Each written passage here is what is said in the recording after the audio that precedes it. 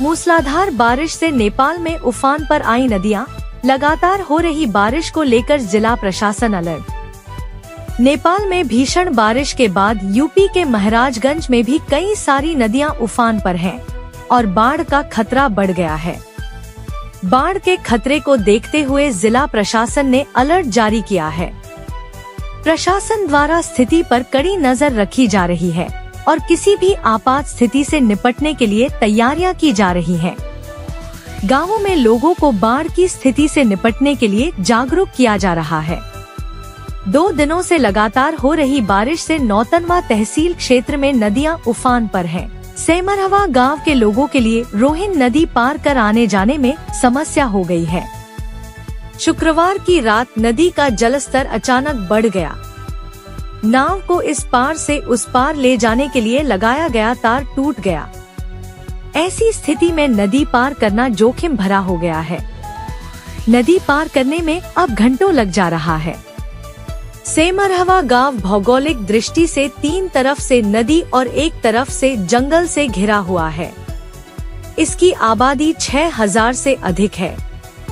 यहाँ सेमरहवा खास, बरतानी, चराई, भटवा 4 टोले हैं।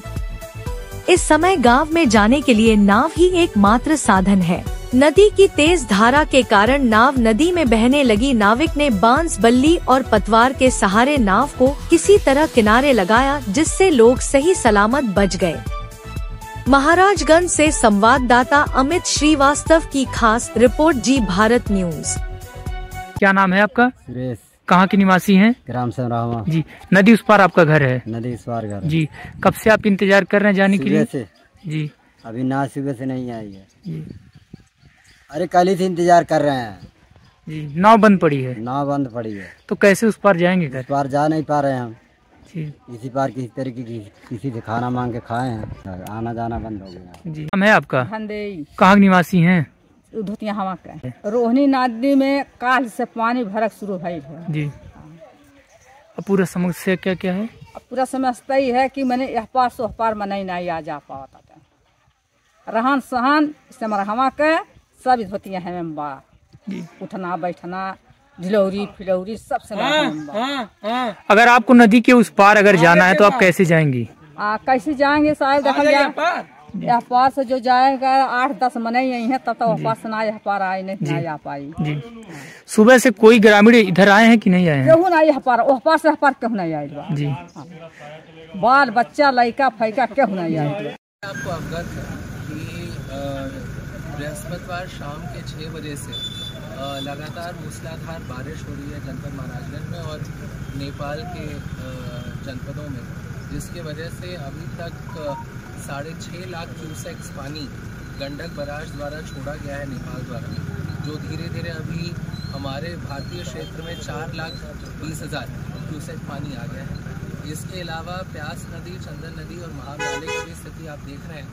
महाव नाला अपने जो भी हिस्टोरिकल डेटा है उसका सबसे ज़्यादा बहाव महाव नाला में हमने देखा है। कल रात में लगभग 12 फीट पे सभी तटबंध महाव नाले के पूरी तरह सुरक्षित हैं और पानी का जलस्तर जो है वो 12 फीट से घट के अब 10 फीट 6 इंच के करीब आ गया है।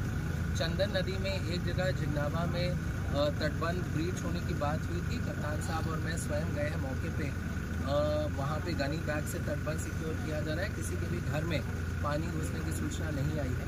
अभी हम लोग महाव नाले पे ही खड़े हैं। इसके पश्चात झिंती में बताया जा रहा है कि क्योंकि नेपाल में महाव नाले का शायद तटबंध टूटा है तो उससे इफेक्ट झिंती में आएगा, तो वहाँ पे भी हम लोग अभी जा रहे हैं। इसके पश्चात लक्ष्मी नगर में बताया जा रहा है कि पानी सिवानों में घुसा है, तो उसका भी जायज़ा लिया जाएगा।